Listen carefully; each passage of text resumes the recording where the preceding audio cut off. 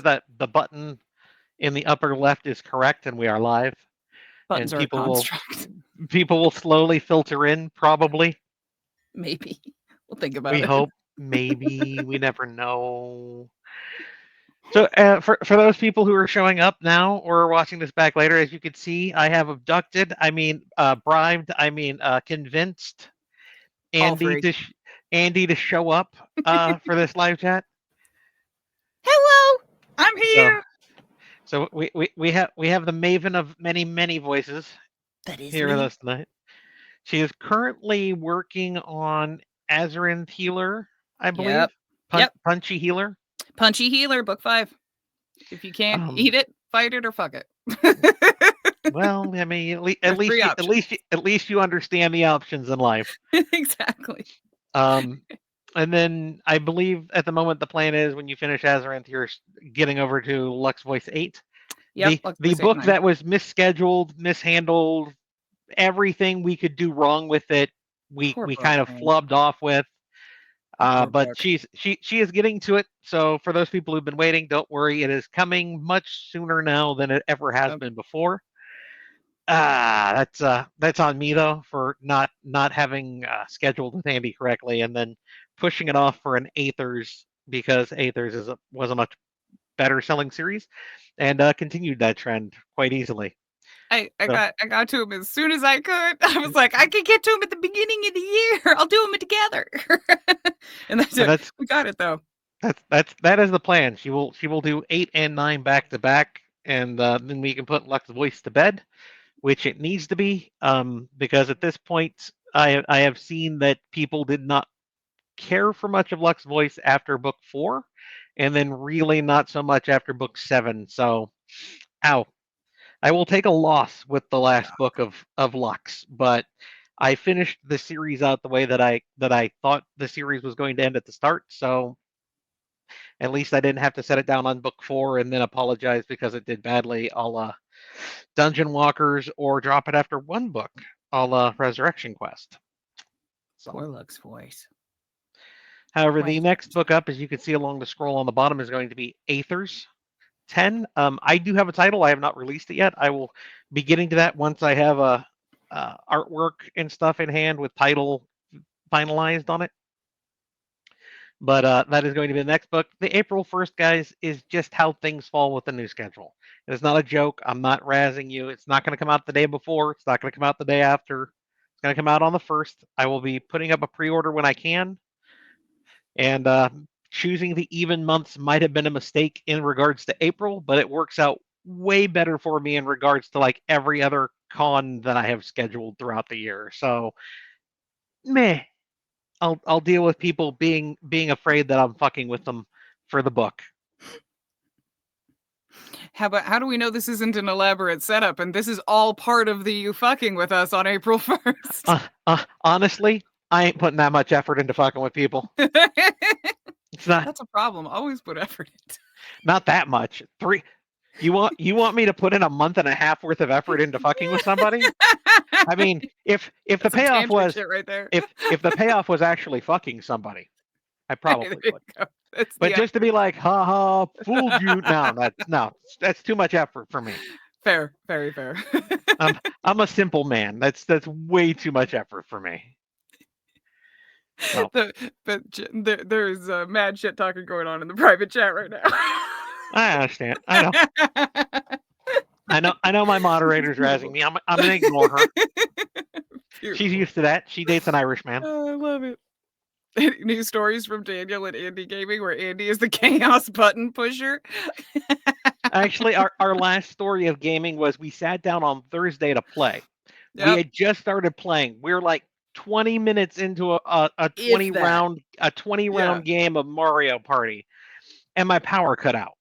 Completely. Everything. For 2 hours and 45 minutes, my power was out. So luckily, it came back on in enough time to save the stuff in the fridge, including the very expensive medication that has to be refrigerated. But yeah, it did abruptly curtail gaming night with Andy. So that was a thing. I kept Discord up the entire evening pining for it to come back. I was like, maybe I'm just gonna leave the conversation open. Maybe it'll come back Well, up. I did Felt I so did tell bad. you we would let you know if it popped back Oh up. And yeah. after the first hour, I'm like, it's not happening. And then the second No. hour went by, and I'm like, I'm gonna go read. Yeah. I'm done. Yeah. It hit an Um, hour and a half or so, and I was like, oh well, now it's getting too it's late to now it's play. now we're not even gonna be able to finish. Yeah. It's gonna be unsatisfying. Exactly. That No would have been the one's perfect time. happy. That would have been the perfect time for it to come up. That would have been par of the course for me. So Exactly. it was a little tease, and then it was over. What do you want? but, but as far as chaos gaming in general, I don't think I've pulled any massive stunts lately. No, we haven't. We haven't played any. We haven't played No. anything where you can really chaos yourself out. Because I mean, No. mostly we've stuck to we played Splatoon a little bit. We played Mario Party more often than not. Yep. Once we get another RPG esque or strategy esque game in there, yes, the chaos gremlin goblin that is Andy Oh yeah. will once again reign supreme along with Sammy, because both of them are like, what happens if I do this? Hey Sammy's just guys, as bad. hey Sammy's guys, just I as bad. ran off and I found a battle. Can you come help? Sammy is just as bad. She's just far more tactically minded than I am. I'm the kind of person that stands directly in front of the trap at the creche in Baldur's. It's just right in front of the trap, just trying to disarm it. And Sammy is 3 feet off to the left going, Andy, you need to move. You need to move. You need to move. And I'm seeing the trap timer going, and I'm like, I can fucking beat it. I can do it. I can do it. Yeet off the cliff. Blown immediately off the cliff. And I don't think I've ever heard a human before or since laugh as fucking hard as Sammy was laughing during that moment. I don't think she could breathe. She was like, I watched the whole thing happen. And it was a stupendous example of I sometimes I just dare the fates because I want to. There have been I was moments where there. both of the women I play with have lost their ability to speak because they've laughed so hard at something that has happened. So much. So So fucking much. It is amazing. There is some of the shit that we get into. And obviously the next thing we need to play is the Baldur's patch coming out. Duh. oh yeah, The big patch comes out yeah, they do have another one coming out. with I all the can't think. subclasses and stuff. Yeah, I can't think of another game coming out like soon that I'm like, oh, this is gonna be the next game that we're all gonna play though. So No, there isn't we're really anything like Hayes and I were just talking about this last night, especially because Hayes's preference is like stealth shooters with me. Like we Mhm. like Splinter Cell Conviction and Splinter Okay. Cell Blacklist are favorites. Like those are the best games ever that we played together. There is so little like that because you can go Ghost Recon, but that's not this. It's not the same. It's just not like there's co-op games are tough because Mm. there's only so few. There's so few in each little mini genre of co-op, and once you kind of blow through them, you've blown through them, and now you need to try to branch out, and it's not going to be the same. You got to go back 15 plus years to dig up the Yeah, precursor to, and if you yeah, do play that, you're like, oh man, yeah, there's a reason this game didn't age well. yeah, yeah. Hey, oh yeah, somebody said snipe in chat said sniper. Hayes and I ended up playing the Hitman 2 sniper assassin mission Mm. thing. It's basically your two snipers. So, but yeah, it's tough, man. Can you give an example of your voice for Sergeant Andrew French? Sorry, I'm actually watching the chat. So, can you give an Oh, example of your voice for Sergeant Andrew French for Aethers. reasons? It's Yeah. it's probably Andrew French is probably asking you. That's why. Oh, that's why. Okay, hold on. Talk that did you do you for a second. I'm gonna find the character. Okay, let's see. Gotta find Scroll it. says podium. Time to fire up my email. Send the interest email. Let them know. I need the dopamine. Guys, they'll it's in Andy's schedule somewhere because they have to schedule that one through her because she's the one who does the voice for it. So you Yeah, let them know that there's interest. They know there's interest. It's just a matter of timing. yeah. That's gonna be the thing. That's the biggest issue is it's just there's so many things that have to happen before or after or whatever the case may be. Are But you trying to find his voice file I'm in your looking at it. computer? Yeah, I'm pulling up the AR characters. It's just a really big character file, so it's taking a second to open. I mean, you already probably have Azarinth Healer open as well, so your computer's probably Maybe. like, oh god, oh Yeah, so it might many. be. It's having a heart attack at the moment. Don't mind it. Come on, Deborah, get your shit together. I've got the Azarin healer characters open as well. I do. There's like 500 in there, 400 in there. There's someone who wants you to know that they love listening to your narration. Your range and voices always impresses them. Oh, thank you. Thank you. Thank you. So I appreciate that. Oh, here it is. Okay. a few questions. Andrew. There he is. Andrew French. Now, before I play everybody at once, just to make sure. Let me listen to him. Okay. Good Lord. It's not even playing. Doom. Andrew has Oh, apparently yeah. lost his voice for the evening. Yeah, there we go. That was what I was. I couldn't remember. Yeah, Andrew French is really serious. So, sir, can we please get the men through this evening? That's the only right thing to do. That's what he sounds like. He's very insistent. He's like very intense when he's speaking. And his voice is lower. So there you go. Not Andrew French. That is Andrew Sample.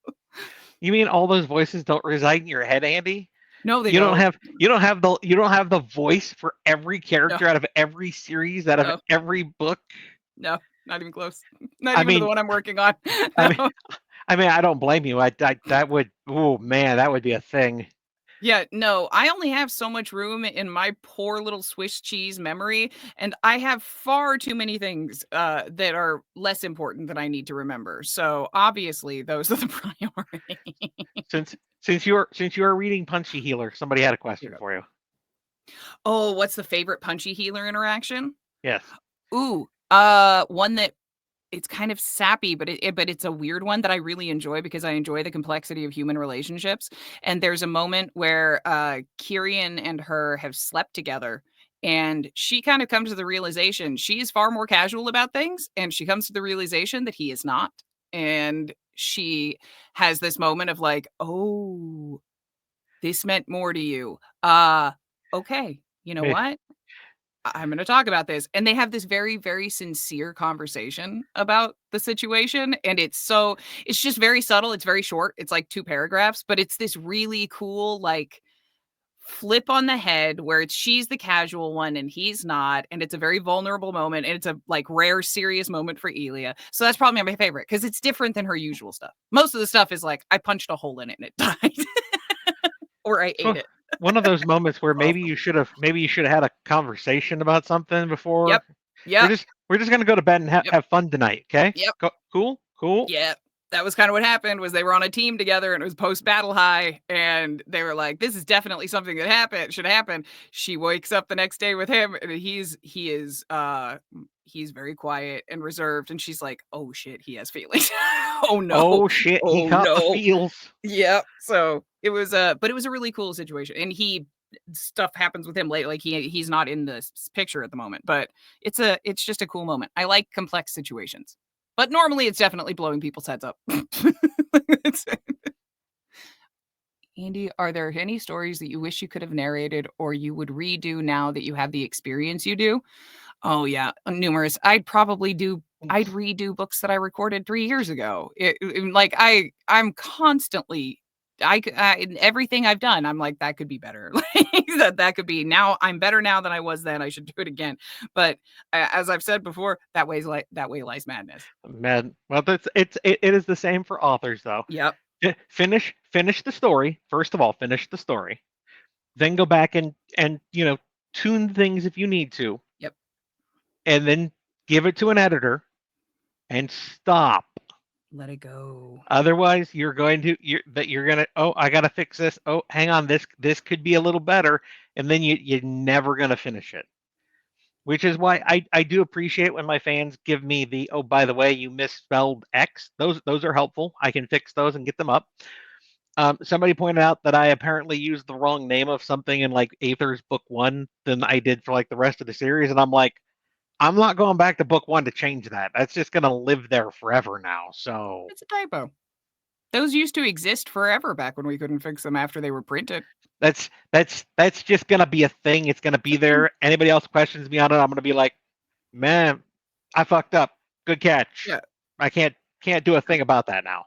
I mean, technically, I probably could, but it's so much work, and the audio would never be fixed. And I'm not asking Andy to fix like one line in the audiobook from No, if someone 5 years sends ago now. Yeah, like if someone sends a thing that's like, "Oh, I caught a blip," because there's been like one where someone's like, "I caught a blip in Binding Words 2 or something, Binding Words 3 or something like that." There was like an audio blip or something. I think it was their download because no one else has reported it, Mhm. but whatever the case may be. If there's something from that far back, it's going to be more disruptive for me to fix it than it would be to leave it because my booth setup is completely different than it Mhm. was when I recorded that. So it's not going to sound the same. So it's a, you know what? Bone of Dome lives forever in Tears of Israel. There is I said Bone of Dome rather than Dome of Bone, and it lives forever in that book because no one's fixing it. Like sometimes it just lives.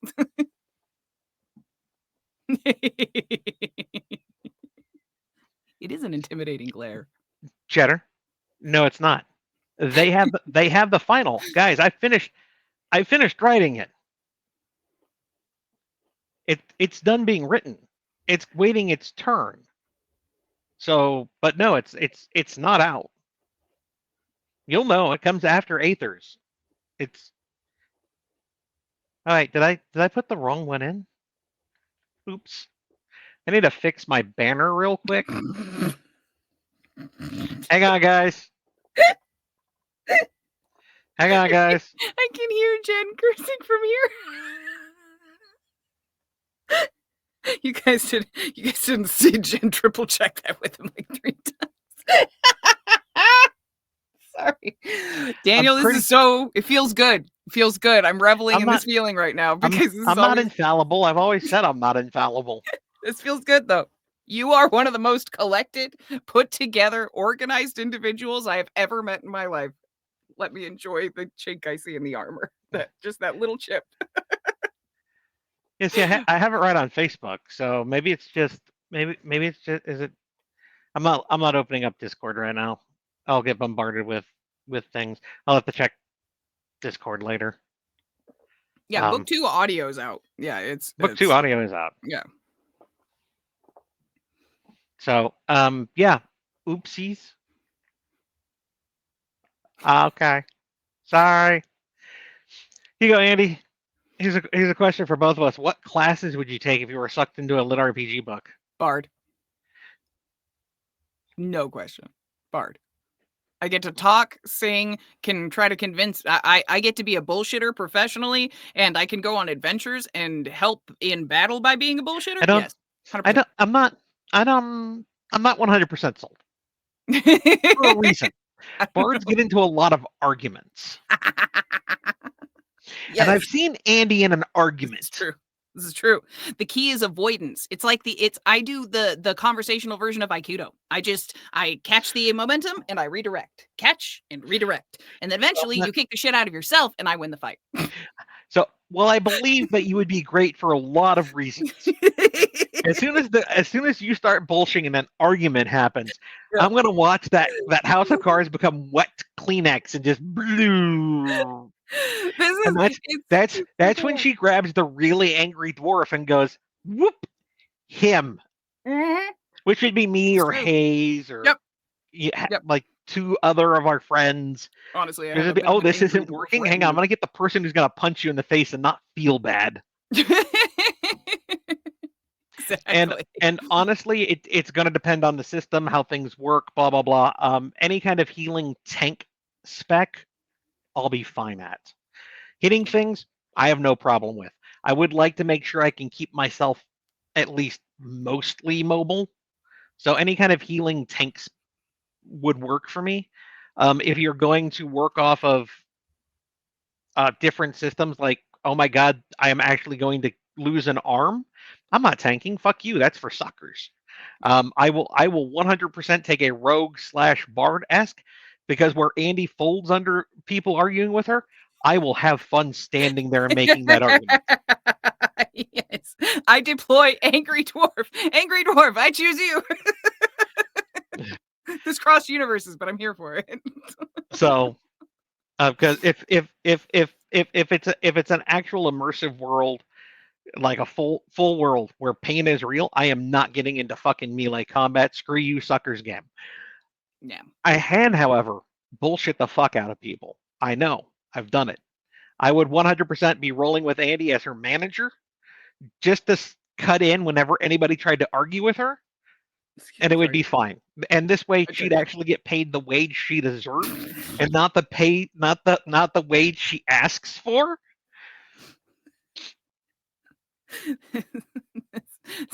Someday, I feel like you think if you keep making it, if you keep trying, if you keep trying, someday. Somebody says you do look like an overgrown dwarf. Both you and Hayes, when you put you on webcam, you are dwarves. Like, it is the beard, it is the countenance, it is the persona, it is the glare, it is everything.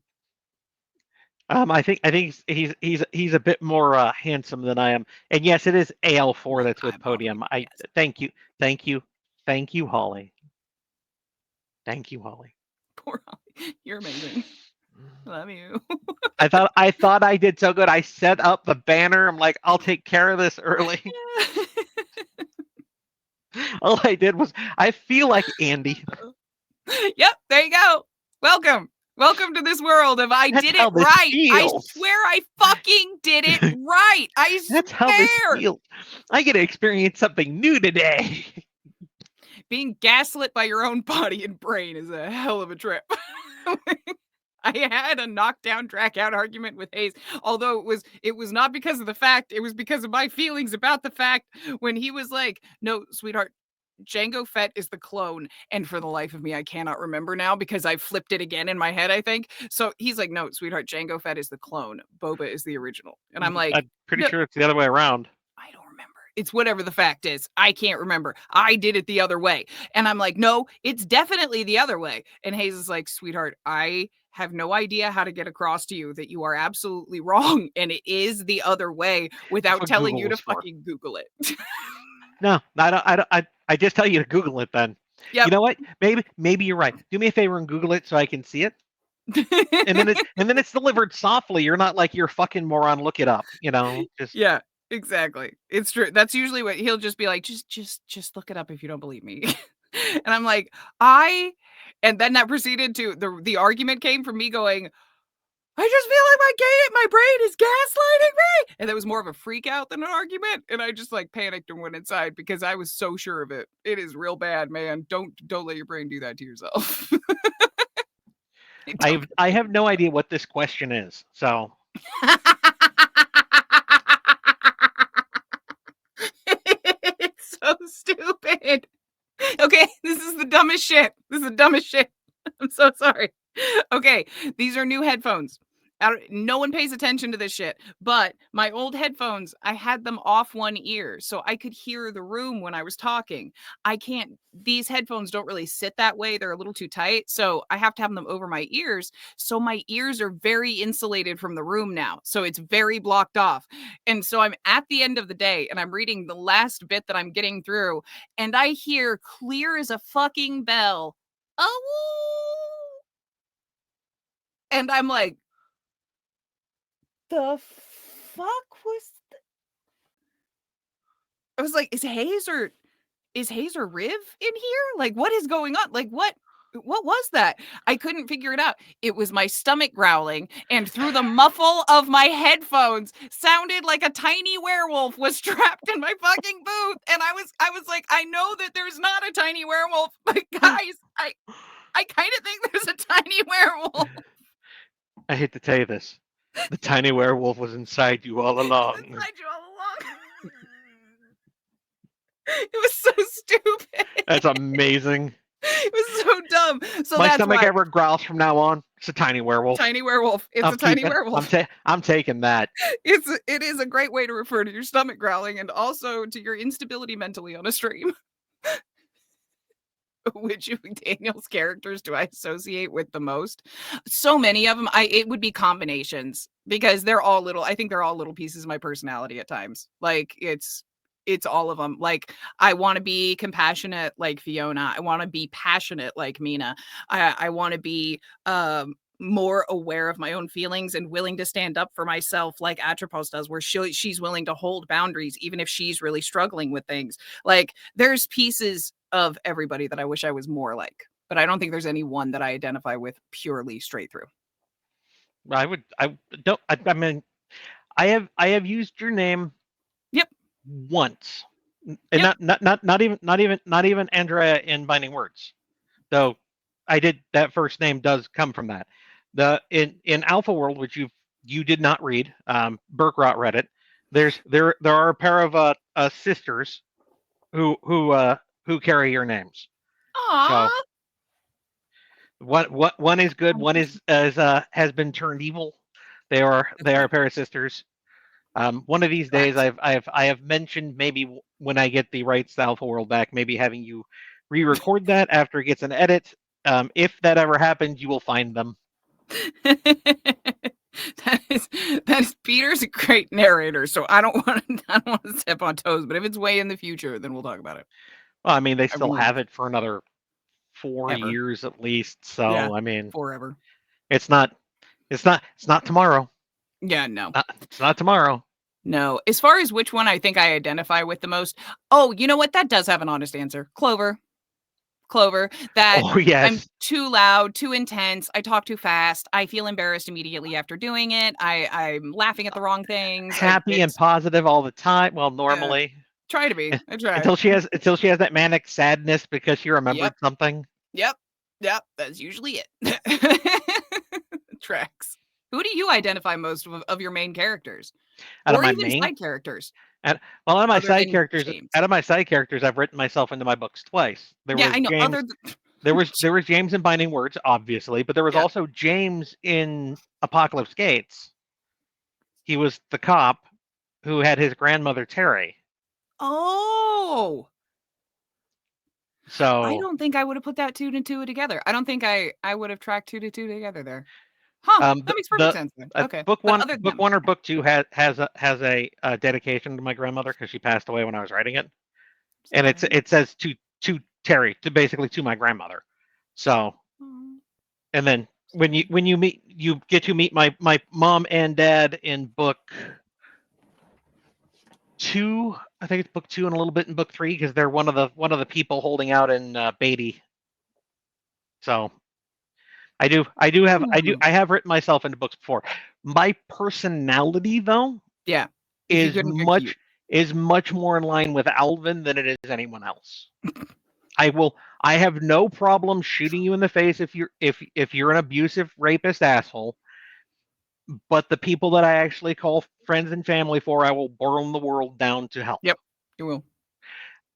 That being said, I am much more laid back about things going on, like Sean is in Binding Words, than Alvin ever would be in his life. So, somebody else says I didn't make that connection either. if you put Alvin into Binding Words, that story goes bloody right at the start. Dude, he is at the gates of the Queen's Palace inside of 3 weeks. Like, inside of 3 weeks. Just the first book, the second time I can't think of his name, the hunter lips off to Sean. Waylon lips off. Yeah. Alvin would have been like, and then just walked into his house later that evening and killed him. As soon as Alvin figured out shaping, if those gifts were given to Alvin, that would be an immediate surface to air missile creation and just the complete explosion of the fucking Quadrilateral. Okay, I don't know how to make a missile, but how do I make something like a missile? Exactly. I can make a runic bomb. I'm gonna need a fire mage. I'm gonna need something to hold the magic together. Alvin, I'm just not comfortable with this. We're going on a road trip. We're getting some pieces together. I don't know how to tell you, but I am deeply unnerved by your predilections. Oh, Geralt, just shut up. It'll be fine. I'm paying you enough. Look at all the mithril you have now. I mean, yes, but it feels genuinely like a future genocide. If I'm being honest. Hey, look. I can make it so your wife can have kids. Done. Cut. Print. Where do we need Let's the go. runes? Alvin is just a very different person, which is why I love it when people are like, you use the same characters in all your books, and I'm like, I mean, there are some similarities between some of the characters. Sean's laid back. Gregory, by and large, is a relaxed individual. Mm-hmm. Gregory has shown, though, that he has no problem with killing. Sean had great problems with killing. Oh yeah, Sean had a lot of trouble. That's because it's based on my friend. And my friend Sean, if someone came for one of his loved ones, he actually would stand up. But somebody fucking with him, they get a long leash with Sean. Yeah. Same. Yeah, they get a same. much shorter leash with like me. Yeah. So it's just fun doing the what is.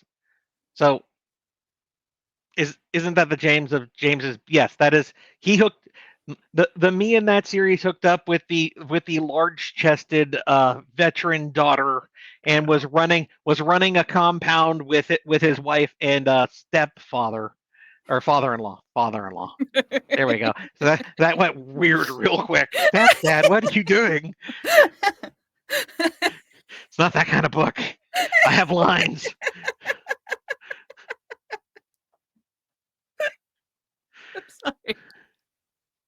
I'm sorry. I'm laughing way too hard at that.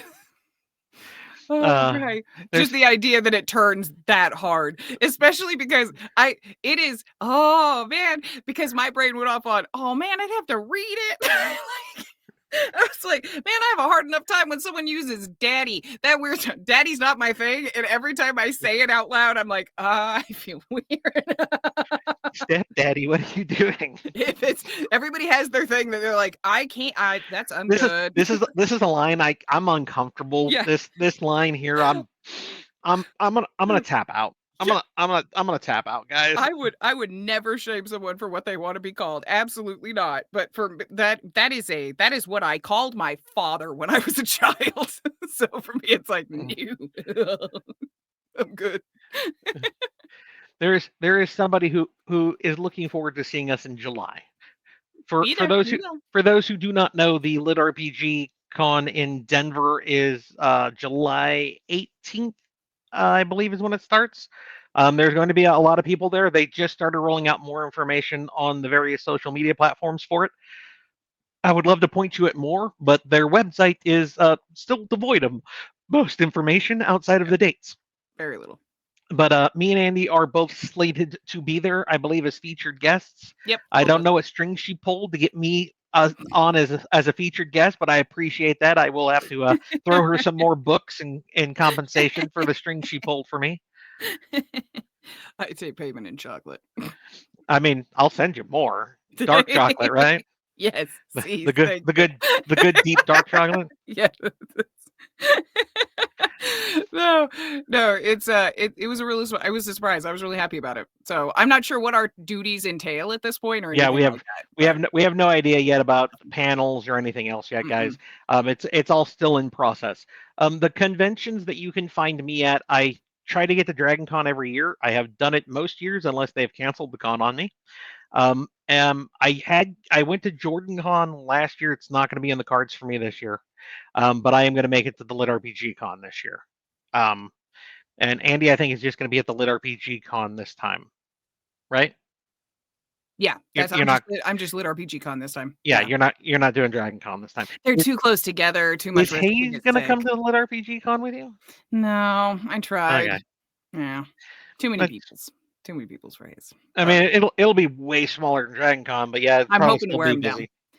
Basically we're sending me as the canary into the coal mine for that one, and I'm gonna tell him like, hey, how crowded is it? It wasn't that bad. There weren't that many people. Or honestly, I expect, because of the fandom, I expect a decent turnout. But if we crack like a few grand in people showing up, I'll be surprised, just because it's a convention. It's people taking time off work, making the trip, renting the room.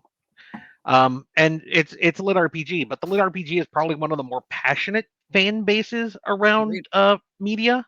Yeah. So it's going to be interesting to see. But honestly, I expect you'll probably see a few hundred people at any given time, maybe during the busiest moments.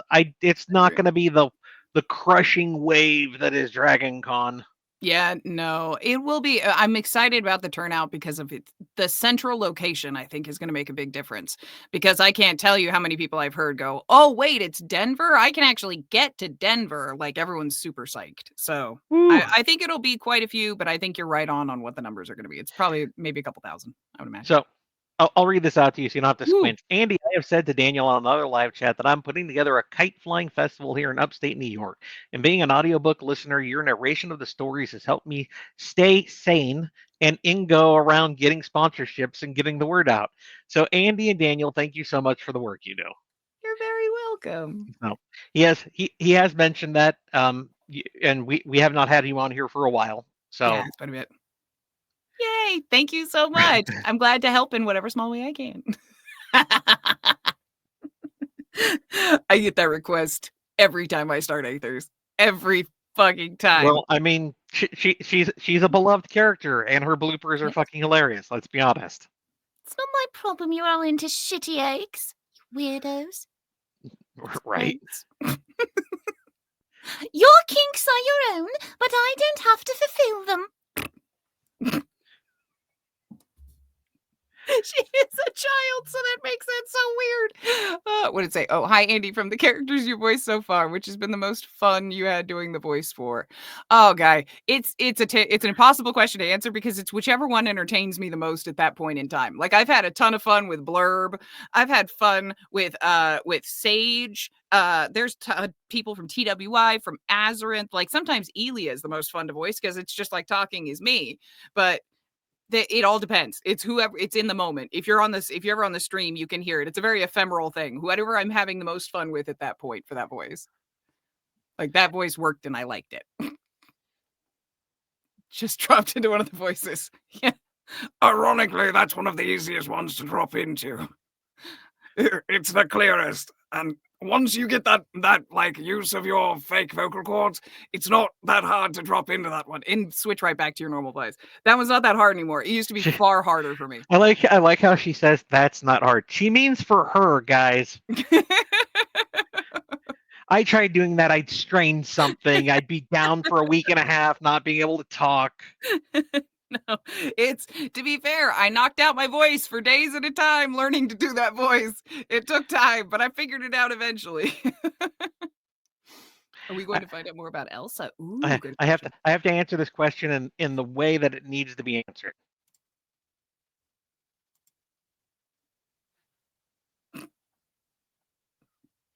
Okay.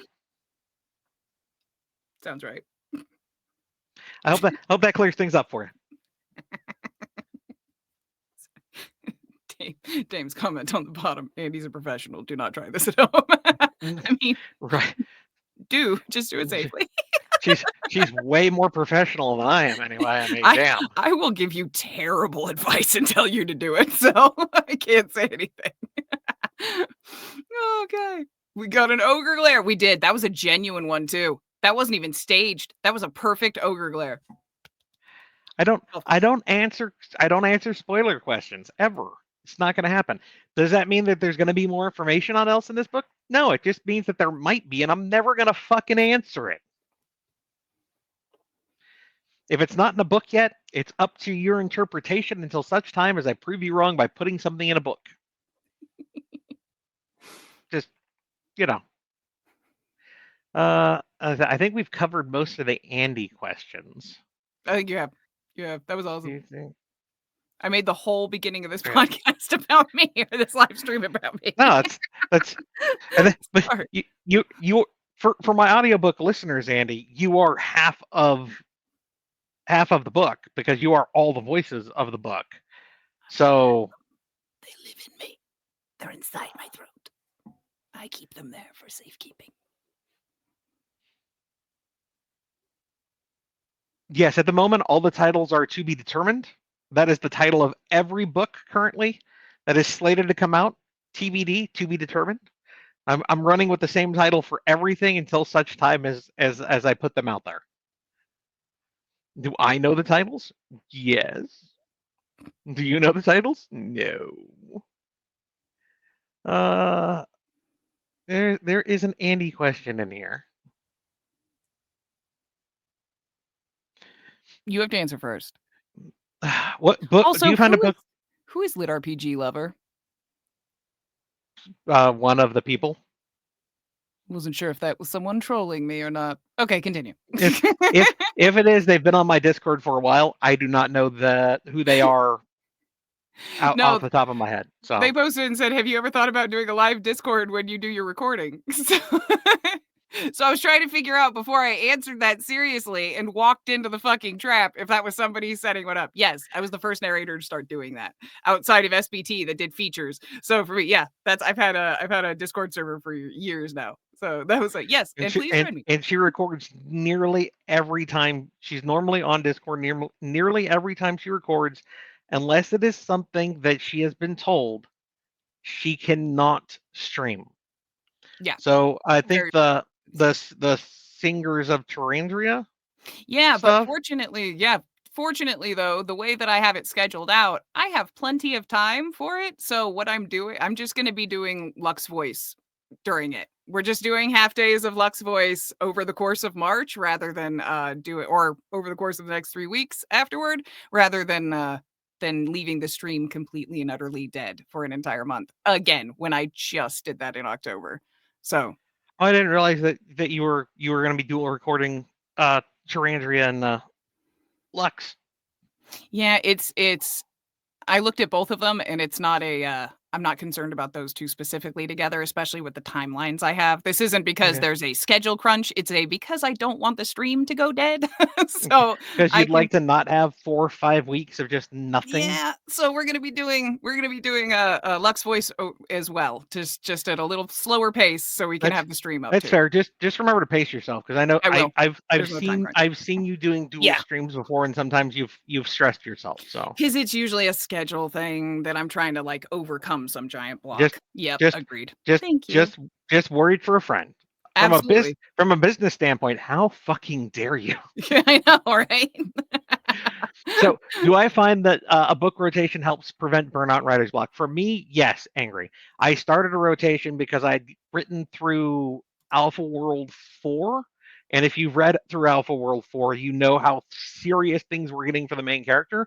And I needed to step away, which is what got us Apocalypse Gates 1. So, yes, I find that for me, it helps. For other writers, they would go mad trying to do what I do. So it all comes down to what works best for you. So Andy Tonic. Andy Tonic is hydration is key and staying away from caffeine. That's far more important than like any tonic that you can drink or any one day treatment. Pastilles help a great deal. Pastilles are like a special hard candy. They're not really candy. They're they're not sweet typically. They taste awful, but they're really, really good. They're like a cough drop, but for singers. Pastilles. They're a big deal. But more than any tonic or anything else, stay hydrated. You can drink tea and honey while you're recording. Make sure you stay drinking liquid the entire time. Like that's one of the biggest deals. I cut out most dairy and coffee and stuff like that.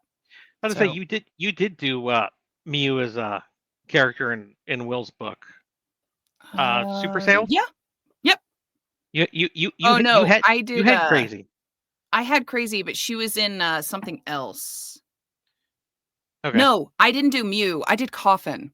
Okay. I am the knife. Yeah, I did Coffin, who was also hiding in ceiling tiles and such. So Yes. So yeah. I'm about to say I know Andy has done the crazy character before. Oh yeah, definitely. And So- also, I'm sorry, Lit RPG Lover. I am the most gullible person in the world.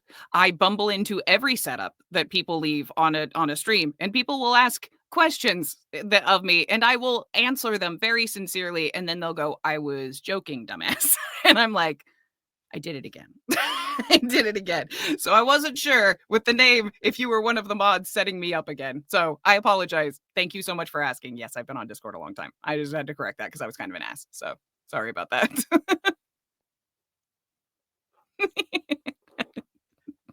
You are Thank you. beloved, as Jazz Rabbit Thank you. has shown there. I feel really bad, so thank you. I'm so sorry. I'm What pretty is sure your that's supposed to be favorite? surprise. Oh, your character is forced on you. Oh yeah. What is it? Is it Sean? Is it Sean? Is it Sean? No, that's probably the most annoying surprise. One of my characters are forced on me. Fair, fair. What are you gonna do? I'm gonna offer life bonds to the entire staff. Cool, no problem. Next book. Hang on. What did he do? Yeah. Motherfucker. Not my favorite surprise. That's true. Not Very my true. favorite surprise. Gee, let me think. Favorite surprise that my characters have sprung on me. I don't know. I mean, since I'm just an after action reporter, I basically see everything as they tell it to me. So I don't really get a, oh my God, what the hell happened here? I get a, okay, that's just what happens. Honestly, my favorite surprise is probably going to be Elsa. Because How big of a character she became? yeah, because Gregory never told Sure. me, oh, by the way, this little flower girl, not only is she gonna come back, she's gonna be like my adopted daughter. So Didn't tell the so- narrator either. because I Gregory didn't tell didn't me either. I didn't know. I didn't know either. So I had to go back and So- hunt down Elsa. That was the start of something right there. I'm like, okay. But honestly, she is such a lovable character She really is. that her being so important to the family is actually a surprise that I've enjoyed. Favorite characters that I did not think about, I did not know were going to be so amazing. Elsa was one of them. But my favorite like surprise character, just because I needed to write a Hatter in, was Sigmund. Yes, Because I had an idea and I wanted him slightly stilted because Mercury and being a Hatter. And I went to Andy and I'm like, hey, I have this Hatter. He's a gnomish character, blah blah blah. Would you like to name him? So instead of me jamming a name together, and she told me Sigmund. So that's Sigmund. Sigmund was named because of Andy, and his offness was me, but his voice is 100% Andy again. So we had to come up with a way that this kind of jaunty walking gnome would talk in very earnest fashion and very sincerely. I was talking to my accent coach this week and I said, I think the difference between good actors and great actors is that, like, bad actors or okay actors know how to lie really well. Great actors know how to tell the truth as someone else. And I think don't that's blame key. you, Mercury. I don't know why I'm blaming Mercury. Andy's probably blaming Mercury though. I did? No, it's never the Mercury. That's always a red herring. Every time. Let's see. I saw something about an Andy in here. Hang on. There it is. Show. Besides the Discord server, do you record your audios on any other platform? No, and it's actually useful to answer why, because any persisting audios that exist after the audiobook comes out could get everybody's account banned on Audible. So no, we do the live stream on Discord because that is just a live stream and it exists. It is ephemeral and that it is gone into the ether, but it does not. It is not persistent. I do not record that outside of recording my actual the book. So excuse me, sorry. I can't record on Twitch or anything like that because all those platforms have the ability to capture the video or save the video. And if I turn it off, I'm not sure how to keep it turned off. It's a whole thing. So if one of those recordings makes it out and somebody pieced together an audiobook, that would cause a problem. But I will point out though there are bits and pieces of you doing things other than audiobooks. I think you still have some up on your Patreon. Yeah, but my Patreon's in a suspended state right now because I need to update everything. And I know that I have at least some bits and pieces of you doing characters' voices not in accordance to books on mine. And then I had the audio of the short story. Yep. That was my mailing list short that you were kind enough to record for me over a winter break. Yeah, and also SBT's channel. I'm on there on a couple of different things for semi-recently for different live stream recordings and cold read things. So I'm over there too. So I suppose that also counts too. Do you present plot points to your characters for the deal with or do they drive the narrative? My characters 100% drive every point of narrative. I am not lying when I say I'm an after action reporter. I just write down what they tell me, which means I get blindsided by things like Sean life finding the entire staff. If any of my characters try to do something quite so fun to me again, I have already had talks with them all about taking them out behind the woodshed and finding a new main character in the pile back there after they are no longer useful. I'll find their twin cousin who looks like them, talks like them, and doesn't make the same idiotic decision, and then start using them. I just imagine Daniel having gradually more and more unhinged conversations with his characters until it just, by the final time, it's just Daniel in harsh relief lighting, very clear panes of shadow on his face, just, Look, either you listen or it's the woodshed. Now get it together. just Sean sitting there scared. I didn't know, man. I'm sorry. I don't know what I was thinking. I just wanted to love people, man. I'm sorry. Actually, Sean was the one who got a pass because he started it. He was basically Canada for the Geneva Conventions. And if you guys don't know that reference, you can go look it up later. Every other character, especially like Gregory, because as Gregory has gone on, as we've seen in the books, he's collected a number of wives and hopeful to be wives. And I think it was book 4. When I saw the cast starting to grow, I looked at him and went, "Okay, bring it in." I understand that these your wives returned. Cool, great.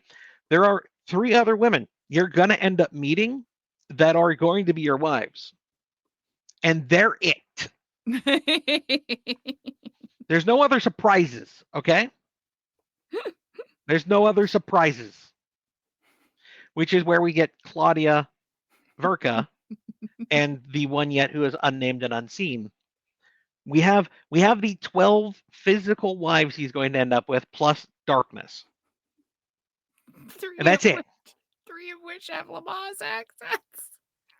And I'm sorry, Andy. An entire world.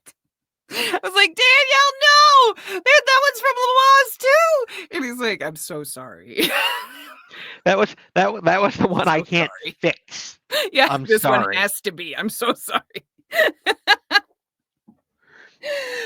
In my defense, both Roshana and Clover were referenced as Lamaze, so they were all written Lamaze. It wasn't me making them from Lamaze this time, guys. Usually it's my fault. I take full responsibility. When I back myself into an accent corner, that's on me usually. But this one wasn't me. So what are you gonna do? What are you gonna do when Gregory goes to Lamaze? It's gonna be a whole thing. It's fine though. You better start working on those accents, Andy. There's a difference between the store vendor and the wife who's going to have very intimate conversations. All 3 of them. Shit. There's going to be very few times where all of his wives are present at the same time. Thank you. So until right near the end of the series, you're never going to get the full ensemble of women around him. So that's one of the things that's made AR different to write. I mean, the Kroga arc, having 6 of them there, it's the most we're ever going to see together until we get to the end of the series. Because it was the way the world works. You all have different postings. You all have posting to the Empire, postings for the clan. They're going to be scattered, and it's been known since the series began. So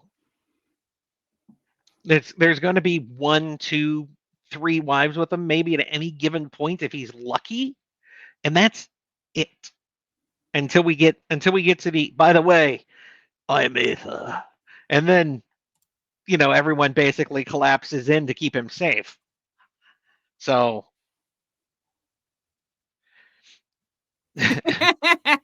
in my defense, it's really not. It's just that there are 3 wives that have the same accent, so I have to do 3 unique voices with the same accent that are all the same age. And if you know, that's a harder thing to do. That's all. It's just harder to make all 3 of them sound believable and not like off the wall anime characters every single time, which you don't really want for your like super You- main characters half the time. Like, they that's- they need to be distinct enough and yet keep the same accents and Yeah. not be a caricature of anything.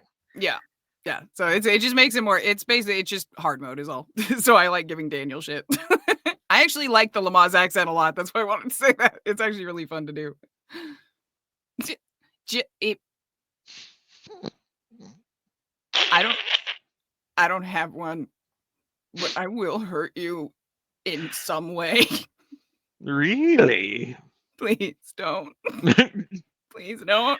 Now, I know where you've stood on singing in books before, and it's actually it's actually somewhere where something I stand close to on singing in books, because you have to be careful about the song because you don't want to get copyright struck or anything else, which will get you in trouble with Audible.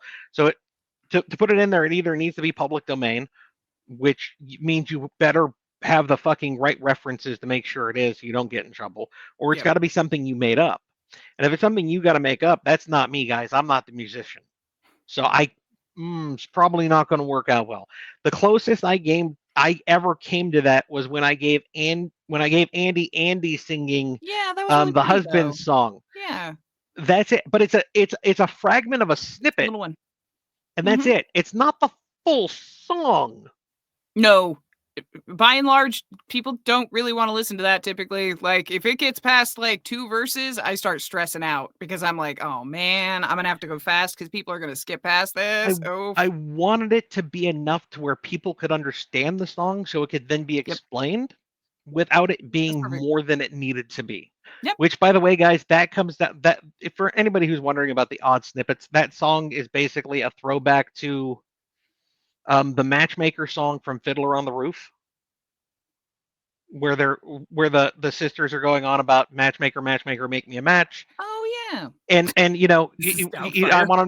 want him to be handsome and strong, but he's going to be a drunk and he'll beat you every night. That basically rhythmic call and answer was Yeah. roughly what that was going to go for, except it needed to be something that a single maiden could sing for themselves about all the different things they would want, but then have to remind herself about how at least one thing in there was never going to be what she was looking for, because you can never find the perfect person. Yeah. So that's where that snippet of song comes from. It comes from the longing of, this is the perfect individual I would like to have, but of course there's going to be a failure. There's going to be something that's missing out of it. There will always be. Yeah. Which is, I haven't watched Fiddler on the Roof in a long time. There's a lot of really good. The story by itself is very, very heart wrenching. There's a lot of good songs in it, and then there's moments where you're just like, that's a little too much drama for me. Later in that movie is when I'm normally like, okay, done. Yep. Yeah, So, I knew that song from Mrs. Doubtfire, so that tells you my culture on that topic. I have not seen Fiddler on the Roof on stage or on like musical format from Rodgers and Hammerstein, like video. I watched the movie with my parents, with my family when we were younger. Well, I don't know. I was a kid, but Matchmaker and If I Were a Rich Man are the two songs that I at least know the tune of. Yeah. And I will get fucking If I Were a Rich Man stuck in my head at any length of time at points. And I have annoyed people because I get that song stuck in my head. Yeah. Eventually it works itself. The brainworm works itself out like it always does, but man, it can be rough. Mine's that it could be brown, or I could be brown, I could be blue, I could be violet sky. I refuse to sing the tune because it'll be lodged in my brain for the next 4 days. Oh. That one, it loops because it's a fucking melodic build and it builds a chord. So it's a chord. The Will Ferrell and yeah, they did a takeoff of Ryan. God Reynolds. damn it, Reynolds. Yep. Yeah, they did a takeoff of, or it was a viral song, so they did their version of it. But it's you build the melody piece by piece, or you build the chord piece by piece. And for somebody who has a very like cyclical mind, like that neurodivergent, like rolling something around in your head a lot, oh man, it gets stuck so bad. Do you have any narrators you look up to personally? Yeah, of course, lots of them, and for different reasons too. there are icons out there. Like Simon Vance is incredible. Simon Vance could read anything and make it sound like the most epic tale of all time and this beautiful story at the same time.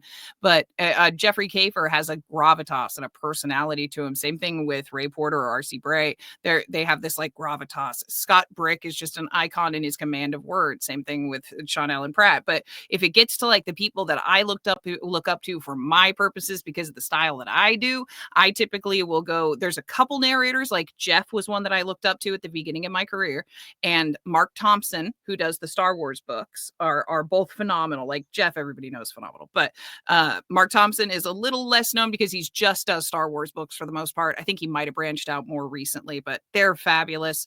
And then past that, I look at DMs, people like Matt Mercer, Brendan Lee Mulligan, stuff like that, because at the end of the day, they're doing a very close version of what I'm doing. They're just filling in the pieces. They're just filling in the characters with other people where I'm reading them myself.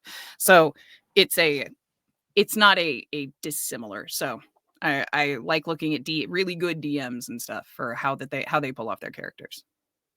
That was a really long answer. Sorry. So for the for Nasser here, who's wondering about when they do scatter, whether or not you guys will get information, details about their postings of all the wives and whatnot, you will get very similar to what we currently have, either a letter or darkness showing up. I am not splitting away to do 3 chapters of Yukiko or 2 chapters of Ling. It's not my style. My stories always follow the main character. Normally, if there is a split, it is the main character is just arriving or has just left. And then in which case I don't mind sticking with before or after a scene to get a little more information.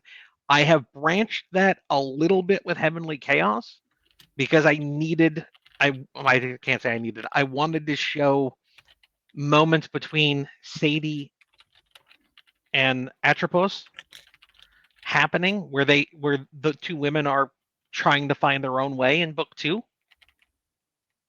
But I can't think of any other series where I've gone so far away from like the main character. There is a project I have been working on in the background for other reasons, which I'm not going to get into, that does have like a section, like 4 chapters devoted to a character who's going to have a main role to play, but what they're going through is important enough, and it does help flesh out the world a little more and shows their struggle of things.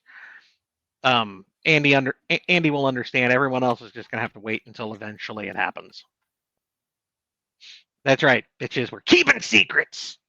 Such a good secret too. So exciting.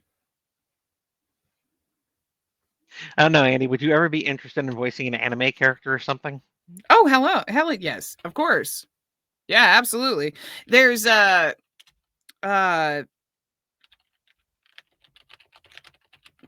a message at the same time. There's such a different process for it. It's difficult. Would I love to do animation, video games, voice acting, that branch of it? Like that branch of voice acting? Hell yes, of course. I will try to continue looking toward reaching out toward that. The issue is it's a completely different path, different representation, different demos, different everything, and I'm scared. So that's what it comes down to. I can come up with 1,000 reasons where it's like, well, the money's better where I am, and I don't want to mess that up, and I'm always going to do audiobooks, which I am anyway because I like telling the story. I want to be all the characters. I'm very self-centered, so I'm okay. I love doing audiobooks, so I will always do that. But the other side of it scares me because I'm afraid I won't be good enough, and I have to start from the beginning. So I keep putting it off. That's just the real answer. The real answer. The real answer is that's just fear and insecurity because you would fucking kill it. So you did say that you could only stay for an hour, Andy. It is a little past that. It is. So, and it looks like it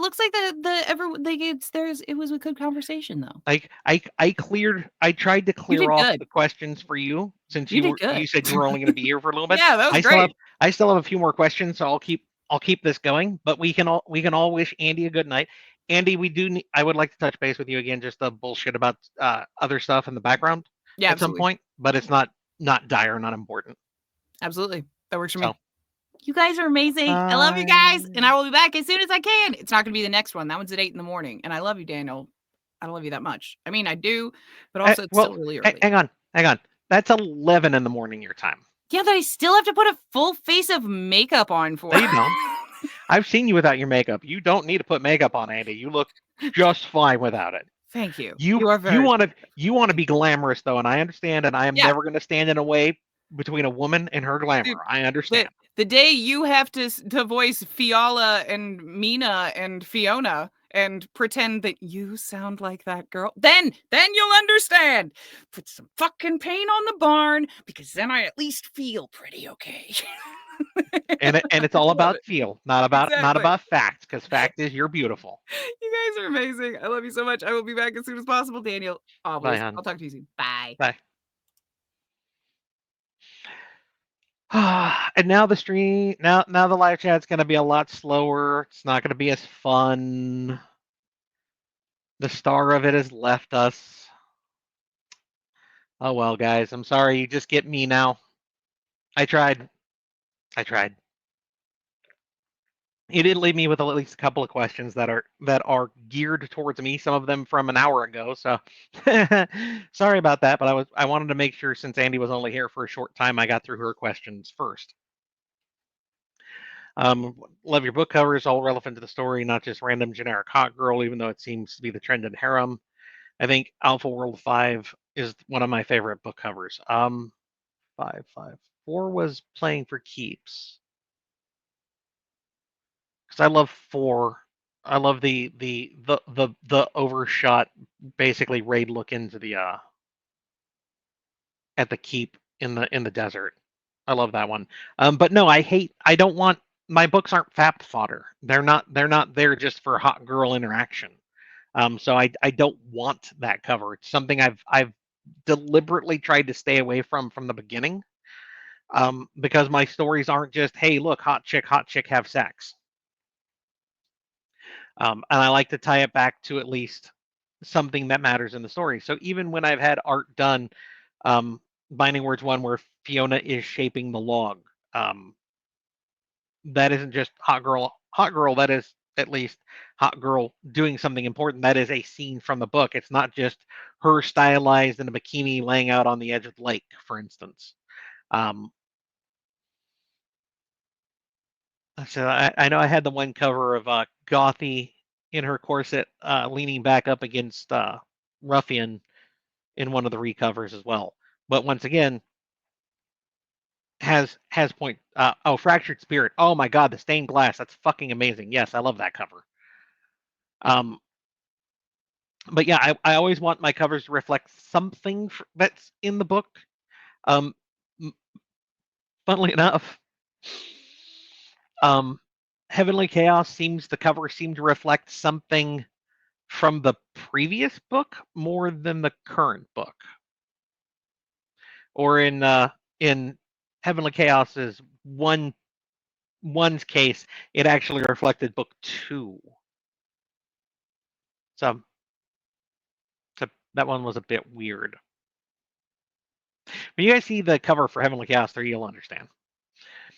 There's things I actually need to get my artist, I think, working on, because I have the cover for 3. I have he's finishing up the cover for Antecedents 5 now. So I guess the next cover will be that I need Paul to work on is going to be Heavenly Chaos 4 for me. And Grimm is going to be working on freaking Aether's 12. I need to finalize the title. Excuse me. For Aether's 10, and then finish that off with him, and then get him started on Aether's 11.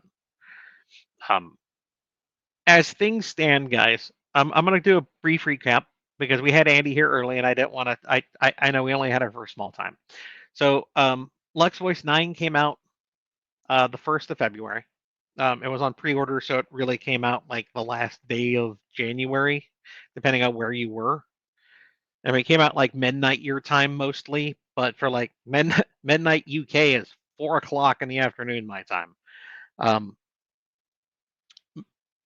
and Lex Voice 9 is going to cost me a loss. It's not going to meet cost for editors and art for the first month, which is what I look for a series continuing, and that hurts. I understand it was that Lux Voice was not everyone's favorite series. I knew a Western was going to be a hard sell, and then I knew as the series stretched out, it was going to be something that was harder for a lot of people to keep interest in. I am glad I finished the series where I thought it was going to end when I started it. I could have ended it with book 8 and then just added an epilogue in there instead. And monetary wise, business wise, I probably should have. From a creative standpoint, I'm still happy that I got to write out 9 and finish it. But it is not pretty. Money wise, we're 15 days through the month, and I'm looking at the numbers, and I'm like, that's not nice. That's gonna be a couple lean months, but that's okay. Aether's 10 is right around the corner. That'll be the next book out on April 1st. That is my flagship series. I will bounce back, and things will be fine. And then following that, we have my second best-selling series book for book, which is going to be Heavenly Chaos 3. And then we'll roll into Antecedents. Funnily enough, the last Antecedents 4, outperformed every other book of Antecedents. You normally never see that kind of thing. Normally, there's a small drop-off as the series continues, or a sharp drop-off in some cases. But book 4 of Antecedents actually outperformed books 1, 2, and 3 on the 30-day basis, because I have my back catalog. I look at the first 30 days for how a series is doing, how a book is doing for any given series. So we had Lux Voice, we have Aethers, and then we're going to roll into Heavenly Chaos. The audio, Antecedents 4 is with Podium. They'll get that scheduled. They already know that Heavenly Chaos 3 is there. It's already in Andy's schedule sometime later in this year. And then Andy, like she has said, basically late February through March, she's going to be getting in the recordings of Lux Voice 8 and 9, and then we will put Lux Voice to bed. So this is actually the last time you guys will see the Lux shirt on a live chat, because the series is over. When the series is over, it gets folded into my convention shirts. So you'll see me wearing it at conventions probably, but you won't see me wearing it on during the live chats. And then that's it. I think that pretty much catches us up on that. I am still in the little bit of the crunch zone because Aethers is next, and that's coming out beginning of April, and I haven't finished writing it yet, which means it's not finished being edited yet. It hasn't gone to my beta readers or anything else. So there's going to be a little bit of crunch because I kept Heavenly Chaos in rotation before, so like Heavenly Chaos 3 is written even though it's the book after Aethers. So I will get my breathing room again once I get done with Aethers. Things and stuff.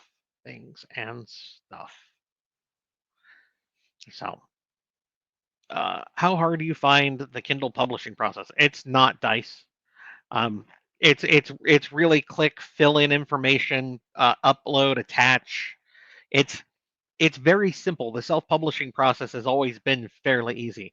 The hard parts for a writer to publish going forward is going to be making sure your editing is okay, and then artwork.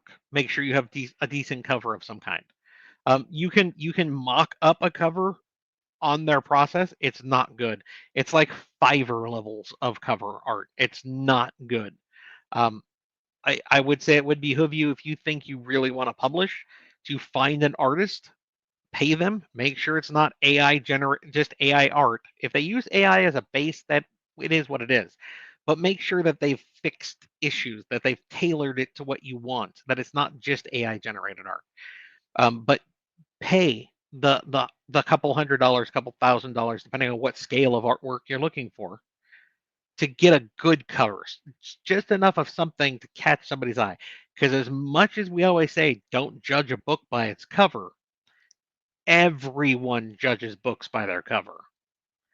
So that's one of the reasons my books stand out in the genre so much, is because my covers are far and away different from everything else in Harem. So, but the process of it's literally fill in information, attach files, press click. It's simple to go through that process. KDP makes it very, very simple.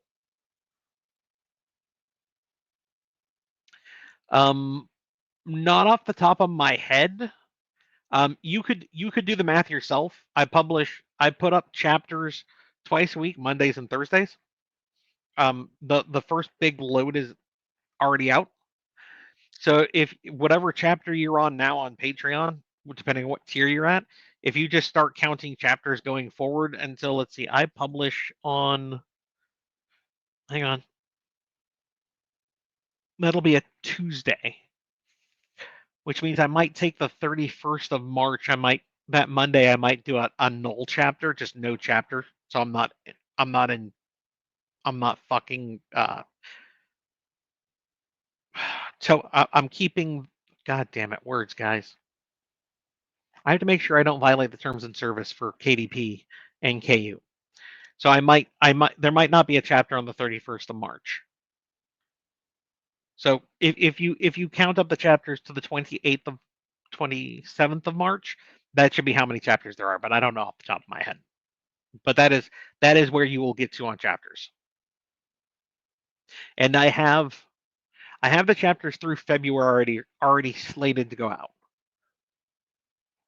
I already have them set with time releases on the days they're supposed to go out, which is why sometimes I fuck up, because I forgot to change the time or I clicked to the wrong date. But I don't. They go out at 3 o'clock in the morning. I'm still asleep at that point. I can't wait for AR-10. What AR book was the one that surprised you the most as an after action reporter? What book surprised me the most? None of them, really. I mean, everything makes sense going forward. I know I had a lot of people who, when you get to Aethers 4 and 5, people were like, how come you didn't just include the tournament at the end of book 4? And I'm like, because I know that's a book by itself. Before I wrote it, I knew that was going to be a book by itself, because I had a general idea of what was going to happen and when and who was going to be there and how things were going to interact. So yeah, no, that's 2 books then, which then would have bumped back every other book that I had planned to write, because the longer it takes me to write, the longer it takes to edit, publish, and everything else. So, I mean, it's not. I keep my books between. I think my lowest was 80,000 words. That was Binding Words 1. But most of my books are between like 98 and 110,000 words. Aethers, by and large, normally runs long. I think my lowest there was like 105, and my longest there was like 130 something. Maybe 140 something. But I keep my books fairly consistent. It takes me 2 months to write them, which is why I'm on the schedule I'm on now, which is why I'm going to have a very set schedule. Every 2 months on the 1st, you're going to get another book, which means you'll get 2 ARs a year, 2 Heavenly Chaos a year, so on and so on and so on and so on. That's all going to get done on time, because I can do that, and it doesn't feel like it's stressing me out, and it's not going to stress my editors out once we get past this little crunch anyway, because it makes sure we have the time. I was publishing 7 books a year before. I'm going to 6 books a year. So that's also one of the reasons why I'm down to 3 series rotation instead of a 4 series rotation. So, is there a specific reason you enjoy writing about mental struggles in your book, like Aethers and Heavenly Chaos?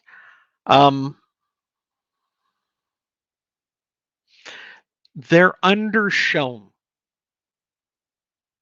They're undershown across most media, honestly. And if you find them in a book, they're normally a crutch for the character, not not not a real condition. Um, so I have had a lot of people in my life who've had emotional, mental, physical abuse, and I've been there with them as they've tried to pick up the pieces of what they've been left with, and showing that that's a struggle is something that should be shown. That for those people who are out there who are struggling with those things themselves, if you've been the victim of abuse for, however long, seeing it represented in a book can help. It might also be something you can't read because it's too raw. It hurts too much. Um, but it's undershown. I at least tried to, even in most of my series, I at least tried to remind people that most people can't kill things and be unaffected by it. Right? We had Doc and Lux, who very specifically had problems. I gave him a magic dryad, so that series didn't flag as hard with him trying to deal with the fact that he's actively killing people. Um, Badger is Xander Badger is a very special case. He is not a well-adjusted individual. If you haven't realized, he needs literally needs a hot shower after something like that, because that is how he can decompress, how he can step away from things he's done so he doesn't carry them anymore. But those moments are things I like to address, especially even with your, like I said, even with a hardened quote unquote killer like Xander. There's normally at least something. A lot of individuals end up drinking, and if you don't end up a drunk, a bust out drunk, especially later when you've retired from such things, you need some other coping mechanism. So, uh, the Beard brother from another mother, Charles. It's good to see you, man. It's good to see you. Other than your own, what is your favorite book series? That's unfair, Evan.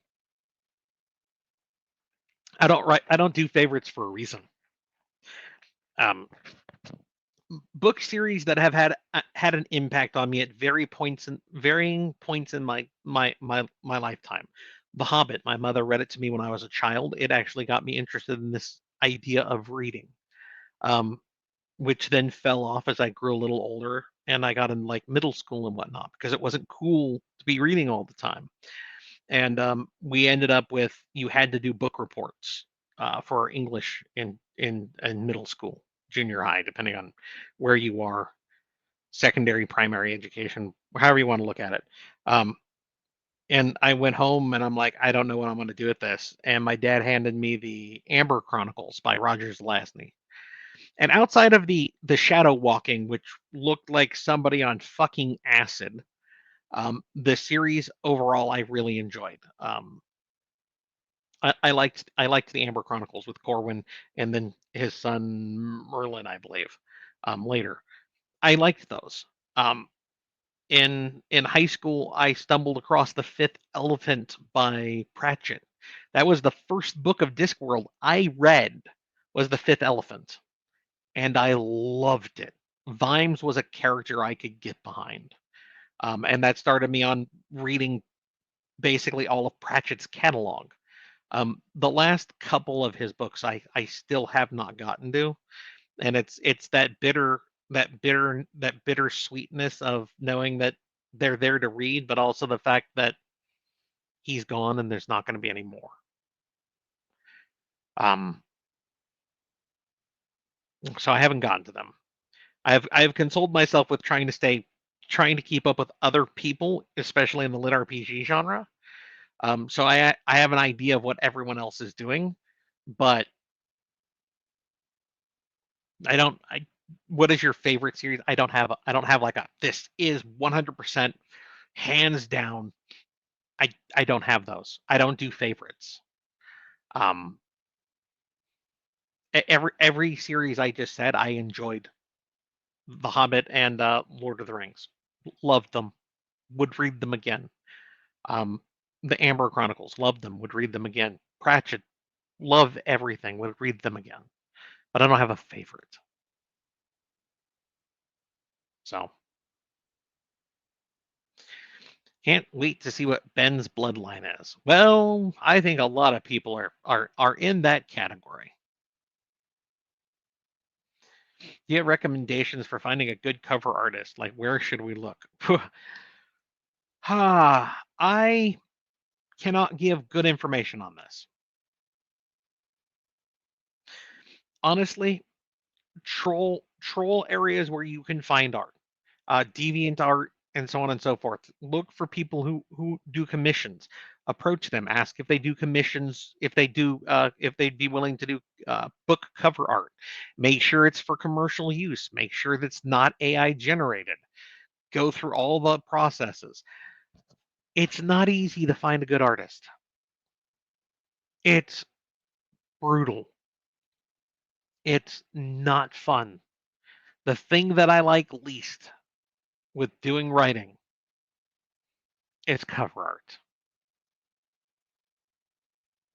I mean, and I have good artists, but I still just, oh hell, it's a process, and I never want to have to go back to trying to find an artist again. Luckily, I have enough friends who keep up on things that it probably wouldn't be as bad for me if I had to go try to find another one. But at the same time, oh gods, not not the thing, not the thing I want to do. Yak Band, I am still going mostly rolling through Civ 6. I have a lot of civilizations I never finished, I never played, and I never got achievements out of. And I've been doing that. I've been doing that while letting Civ 7 get off the ground because they changed so much with Civ 7 that I'm literally going to have to go find a primer guide for how to play Civ 7. So I'm giving it time for people I know and respect to dip their toes into it first, so I can then go watch their stuff and be like, okay, this is how the new system works. These are the things you should be looking for. These are the things you should be. These are the things you should look at. You should be wary of, because I looked at the, hey, this is kind of the new system overlay that somebody had done before Civ 7 came out, and I went, what? It's so different that I haven't gone back to that. I still do a couple hours um with Jen. Wow. Uh Fridays, I would say 3 to 5-ish hours once a week. I get on WoW, and we run some old raids, we run some old dungeons, we try to keep up on holiday events. We do those things, but mostly I've been filling my time with Civ 6 trying to finish off achievements so that when I finally do roll into Civ 7, I'm happy with having accomplished things with Civ 6. So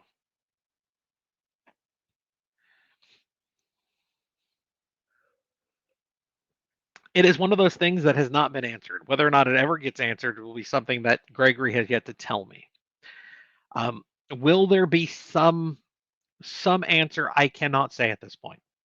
I would like to think so, but I do not yet know. That is the problem with being an after action reporter and not a plotter, is I cannot say that every point is going to be met.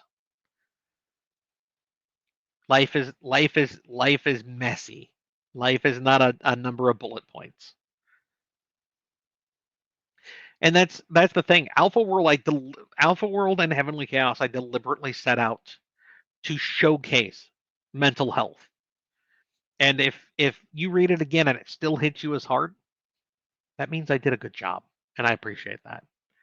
I know that I've gotten messages for those two series specifically from various fans about how the approach to mental health. Yes, other people might not see that that is something that can very much happen to an individual in those situations. So,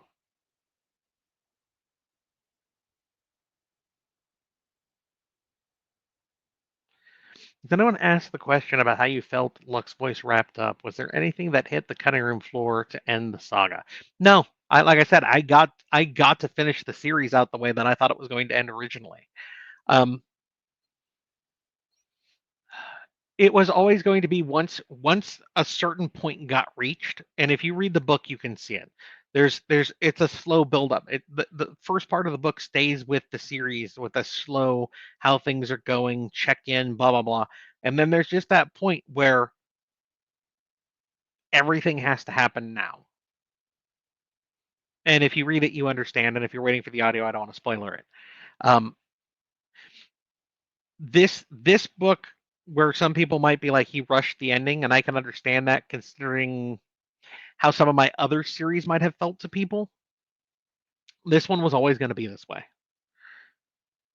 and it just if you know the ending, you understand why. There was always going with what is going on in the last third of the book. You know why it feels like, oh my god, let's go, while also still being that, oh my god, how long is it going to take for them to get through this bit? Honestly, out of every last book that I've wrapped, Alpha World was my first time with a long series trying to find how to balance out book 8. Should it have been 8 and 9? Yeah, probably. Apocalypse Gates was doing very badly going into writing the last book, but Apocalypse Gates, to wrap up the North American stuff that I was doing, definitely should have been 9 books.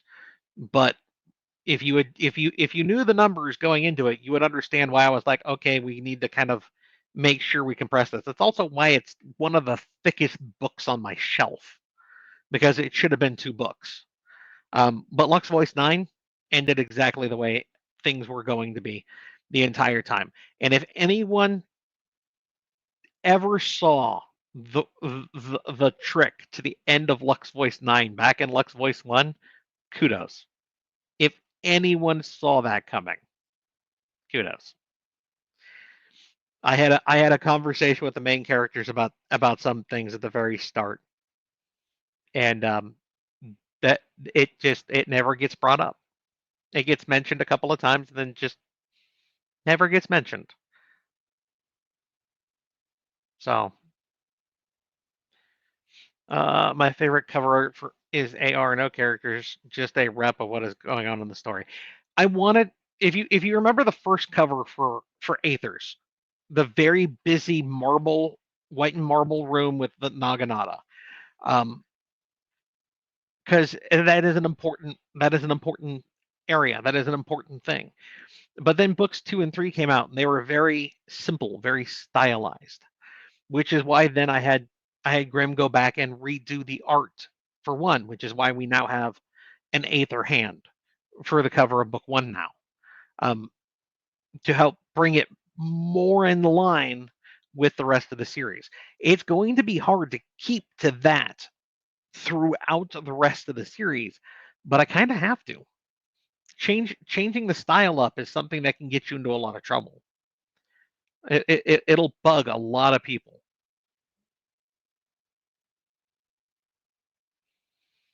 In regards to the writing process, you mentioned the AR books are usually longer. Do you sometimes shuffle the events between books so it doesn't end up too short or too long? No, there's always. I know that, like I said, I always know my books are going to run 100 to 120,000 words on average. Somewhere in there, there's going to be a good break point.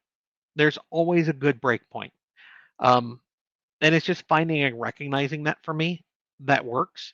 If that means a book ends up at 92,000 words, but the breakpoint works, then it is. If it ends up at 136,000 words, but that's where the breakpoint is, That's what it is. The only one that I look back on and I'm like, oh, I probably shouldn't have done that, was the end of Heavenly Chaos 1. That last chapter where they're getting up and it's morning just before they head out to the tournament. That very last chapter I probably should have left off and had the start of book 2. Probably. That is the only one of those where I'm like, that is the break point I probably should have done differently. So I'll go with this one. I'm almost done with questions, guys, just so you're aware.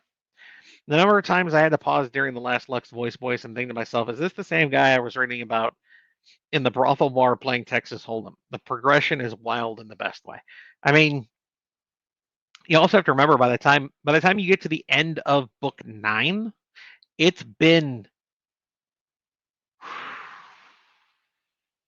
I want to say 7 years,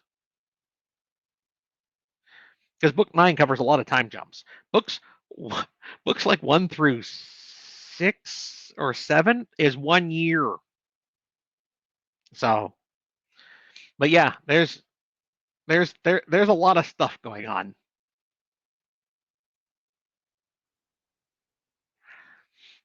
So, Crimson,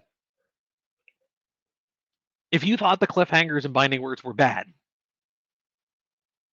if you don't know, I would like to point out the fact that they could have been so much worse. They would have been, in fact, if my alpha readers and editors hadn't been like, you cannot leave it here. You have to include a little bit more. Otherwise, book 3 would have ended with Ryan bleeding out on the street. I think it's book 3. Ryan bleeding out on the street, and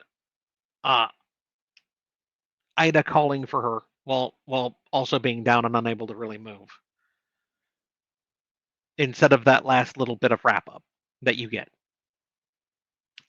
Book 5, the fight outside of the city walls, would have ended with the wives crying out in pain, Sean doing what he did, and then falling over and not being able to look back and get any idea of how many of his wives were still alive. So the cliffhangers could have been much worse, and they would have been.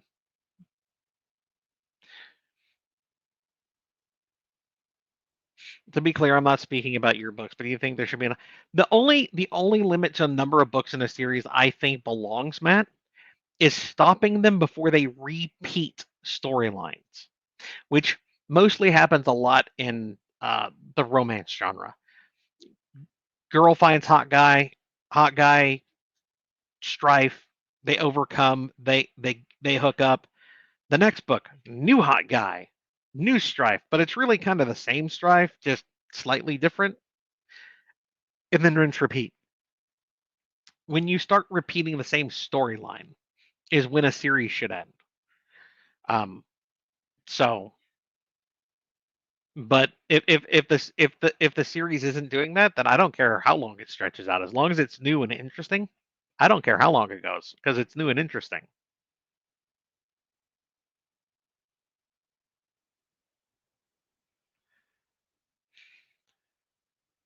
We're currently, because the new season of anime just came out. It's not on my free time. I watch anime with Sean once a week. Gods, we've been waiting for some of the bigger ones like Solo Leveling to get enough weeks out before we start in on it. But we've been bouncing a couple of them. Hang on a second. I'm gonna pull up my other screen.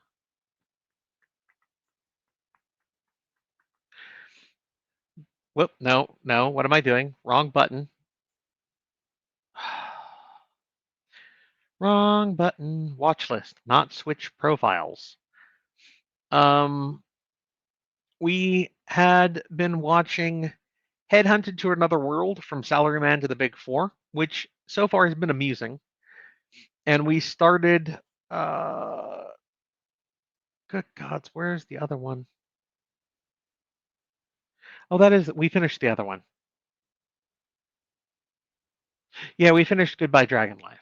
So we had just started the Headhunter to Another World, and I think we had caught up to it last week. We had been waiting for Ari Ferretta and Solo Leveling to advance before we jumped into those, and I think we'll probably be able to start in on them. And then I have another like 4 dozen that are saved that we just haven't gotten to yet. So I heard that you changed the cover to match a fan tattoo. I mean, some people can say that. I like to think I brought that cover more in line to the aesthetic overall of the series. It's the shield without the flames. It's Jay.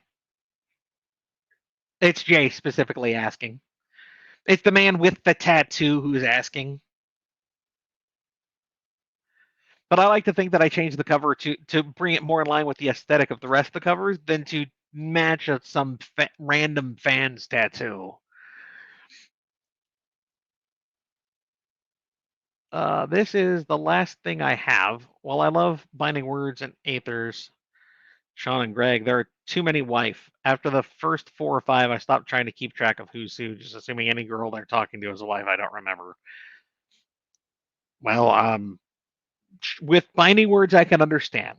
Sean got out of hand. Considering with Aethers at the moment, he has 6 wives with him, would be 7 with Verka. I mean, they're all there having screen time, so I that probably wouldn't be so bad. When he gets back to meeting Nessa and Daciana and Victoria and stuff again, needing the refresher there probably would be something. But I am going to be trying to keep. I am going to try keeping my books under 5 going forward anyway. Aether should be the last big harem I have. Well, antecedents, honestly. Aether's and antecedents. But Aether's will continue past where antecedents ends, just from an idea of where the stories are, respectively. Going forward, like Heavenly Chaos, you've already met the women, and that's all the women that are going to be in the relationship. There's not going to be like another group that they hook up with and have wild, sexy times with that they keep seeing. That's not going to happen. And any series going forward, there's going to be a very keen eye kept on anyone trying to life bond staff members. So I think if I might have watched the first one, if it's been a couple years since it came out, I might have watched it, Charles. I don't know though. Like, if you look at my backlog of anime, it's fucking ridiculous.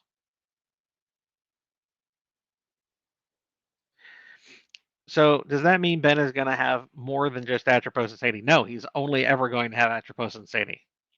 That's it. That is it. He is done. He is happy.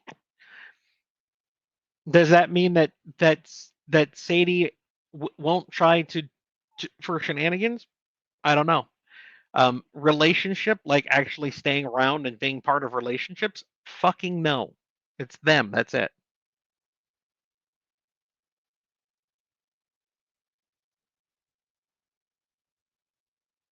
Hans and Franz have Victor. They will be fine, Dragus. They have Victor. One of them is quite content with Victor. I'm sure that they would both love to get their hands on Ben, but Ben is strictly a woman only kind of guy. He doesn't mind what they get up to, but he's not about sliding down the pole himself. How are you going to reward your mods for trying to wrangle all the degenerates? The same way I always have. Head pats and cookies. No, honestly, my mods get signed copies of books and challenge coins and stuff, guys. I make sure the people who volunteer their time for me get taken care of. When it comes to convention space conventions, if my officer corps is going to be there, I make sure that I help them as much as I can. That is how I repay them.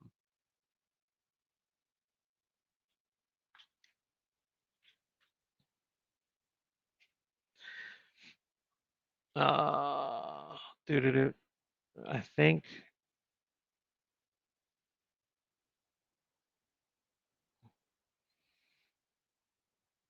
Wait, if you want head pats and cookies, Holly, I'll give you head pats and cookies. Come out and visit. Sammy says she will gladly head pat and cookie you as well. Give her a cookie or eat her cookies. You're gonna give her fresh cookies. There you go. You'll get fresh cookies from Sammy and head pats.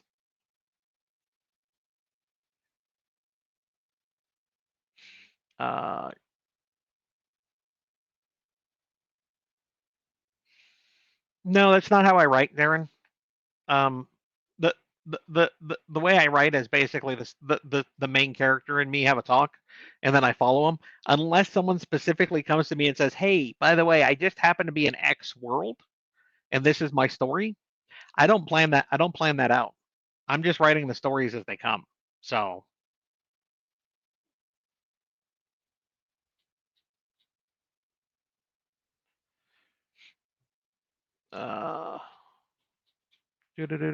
I think I'm on the next plane, no driving this time. Uh-huh. I'll believe it when you land in Vegas and tell me you're at the airport. I would suggest telling me before you leave so I can meet you at the airport. But if you land and say, "Hey, I'm here," it'll take me an hour and a half to come get you.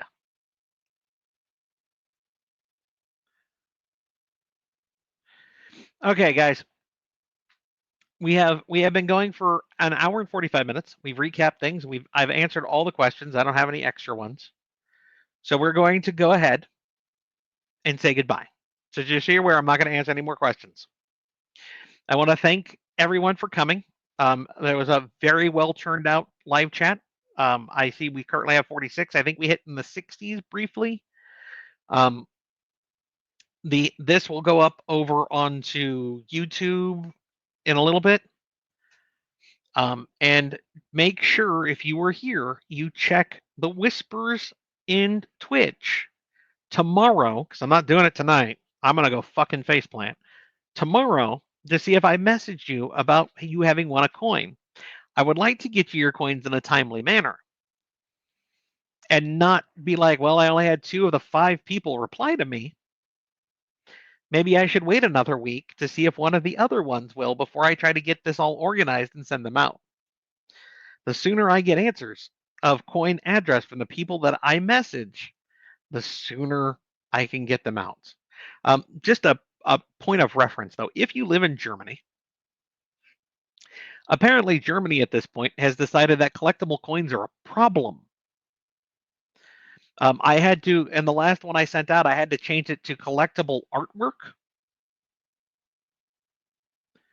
And then there might or might not be a fee on your end to collect it. Because customs is just fucking dumb. So you're aware. I will do my best. If it gets sent back to me once, I try to send it out a second time. I do my best. If you're in the United States, it's never a fucking problem. I just throw it in an envelope and send it out the door. As soon as customs gets involved, though, whew, my favorite one was, I think it was Norway. It was one of the European countries. I sent it. Customs got it. Customs notified the individual that they had it. They had to prove it was a gift. Like, what do they need? Well, I talked to the guy, and afterward, the person explained that he talked to the customs individual, and eventually, as long as he printed out a screenshot of the Twitch chat showing the back and forth of, hey, this is the gift, what do you want, blah, blah, blah, it would count. So customs is just weird.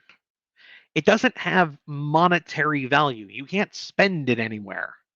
But apparently, customs still wants to get involved. So it's a thing. So, guys, have a good night. I will see you next month on the 15th at 8 a.m. my time, which, depending on where you are in the world, or states, that will vary. I think Discord already has the event created, which if you click that, it'll show you what time it is on yours.